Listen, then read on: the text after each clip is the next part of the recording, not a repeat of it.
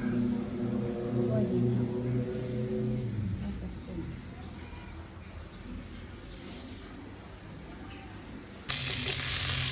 เทียมพวงให้มันหอมก็จะซีอิ๊วลงไป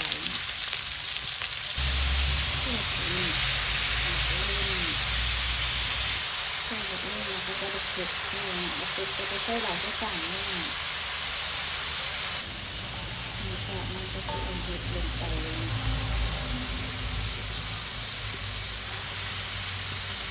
แล้วก็เอาเนื้อน้ำตาล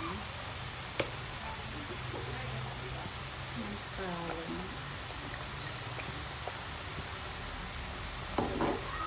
แล้วก็จะเอาเสร็จมาอยู่ใกล้ปิดไข่นะซอสข้าวจากเห็ดหอมสุกแล้วเนาะก้อนหอมตัวลงไปเลยแล้วกวนหอมตัวลงไปอยากไปกินกับข้าวเจ้ามันหอมเลยว้าวแล้วเบิ่งถ้วยยอจนบ่ขึ้นถ้วยความนักถ้วยหมักง่ายๆเนาะอาหารแรงไปกินกับข้าวเจ้าฮ้อน